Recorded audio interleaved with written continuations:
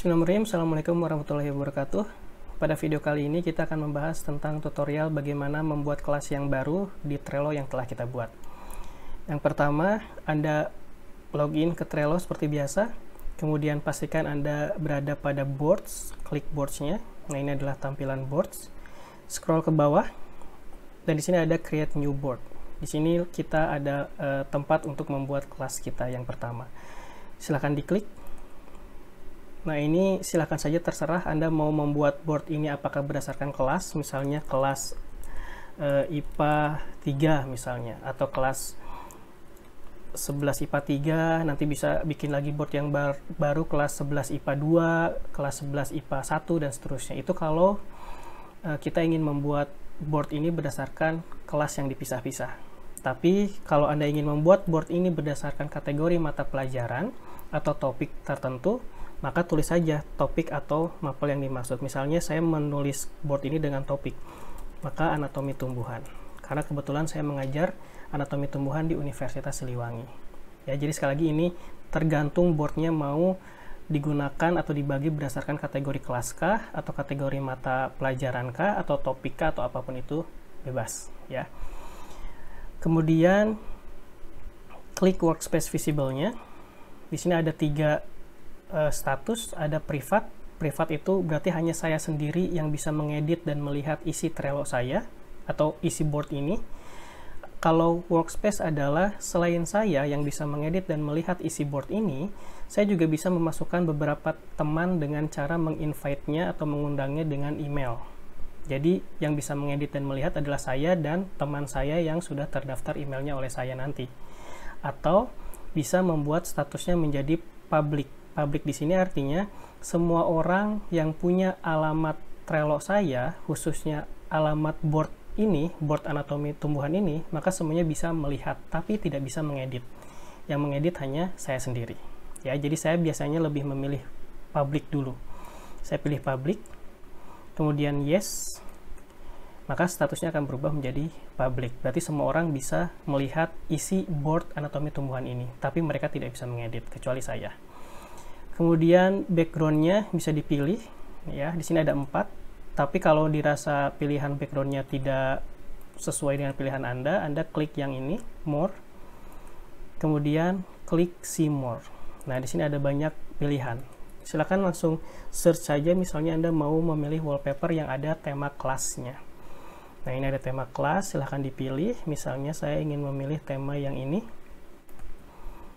Saya rasa cocok, kemudian di close. Maka temanya sudah berubah sekarang menjadi suasana kelas. Misalnya seperti itu ya. Oke, kalau sudah create board. Oke, seperti itu. Nah, jadi ini adalah tampilan board pertama yang saya buat, di mana board ini saya kategorikan berdasarkan mata pelajaran yang akan saya ajarkan kepada peserta didik saya di seluruh kelas. Di sini berdasarkan anatomi tumbuhan. Nah, kemudian jika Anda rasa background-nya tidak cocok, silahkan diubah dengan cara show menu. Kemudian di back dulu, ada go back. Nah, kemudian change background. Ya, kemudian klik foto. Kemudian masukkan lagi misalnya kelas lagi. Kalau mau suasana kelas, cari saja yang lebih cocok, misalnya yang ini. Nanti akan berubah secara otomatis. Seperti itu ya. Nah, seperti ini.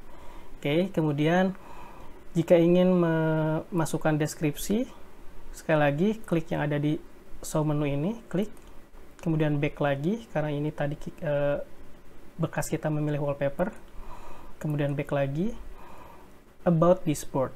Ya, about this board ini kita bisa memasukkan deskripsi mata pelajarannya.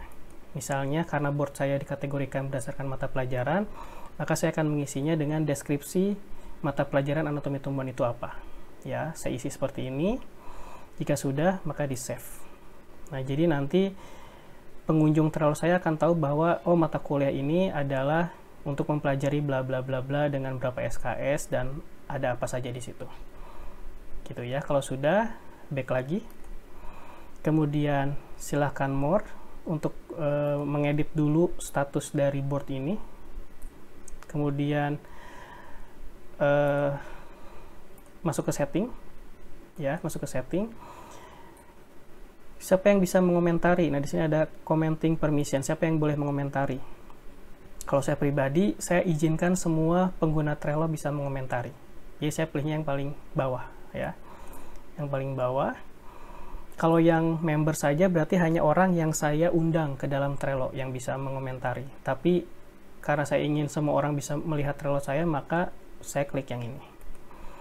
Kemudian siapa yang bisa menambahkan atau menghapus member yang ada di Trello, saya inginnya saya saja, berarti admin. Kemudian sisanya sudah cukup, ya. Jadi untuk setting ini sekali lagi silahkan saja sesuai kebutuhan Anda, siapa yang ingin melihat, siapa yang ingin mengedit, siapa yang ingin bisa mengomentari, siapa yang ingin bisa menghapus pertemanan atau menambah teman yang di Trello, silahkan saja diatur, sesuaikan saja, ya. Kemudian go back. Sudah itu Anda bisa melihat di sini linknya. Nah, ini link ini bisa diberikan kepada siswa Anda dengan mengcopy.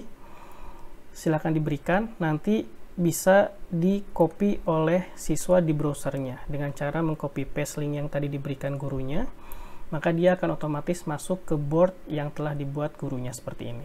Tapi isinya belum ada apa-apa, ya. Di sini siswa hanya bisa melihat saja isinya apa, gitu ya. Oke, kita close lagi. Jadi intinya ini adalah alamat link yang akan di-sharekan ke peserta didik kita atau ke mahasiswa kita. Dan kalau close board ini adalah untuk menghapus. Jika Anda rasa board ini ada yang salah, saya mau hapus saja, tidak akan saya gunakan, berarti close board. Kemudian close, klik tombol merah ini. Kemudian permanently delete board. Berarti ini permanen dihapus, maka board Anda akan hilang. Ya, akan hilang.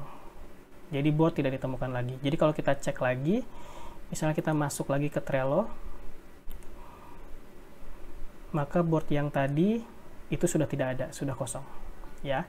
Jadi itu video kali ini membahas tentang bagaimana cara membuat board yang baru yang bisa dikategorikan berdasarkan kelas atau berdasarkan topik atau materi, dan bagaimana mengganti background, bagaimana menambah keterangan deskripsi boardnya, bagaimana mengubah status boardnya, siapa yang bisa mengedit, siapa yang bisa mengomentari, dan seterusnya, dan juga bagaimana menghapus boardnya agar tidak digunakan, dan yang terakhir, bagaimana men-share board ini kepada peserta didik yang kita inginkan. Itu saja, terima kasih. Assalamualaikum warahmatullahi wabarakatuh.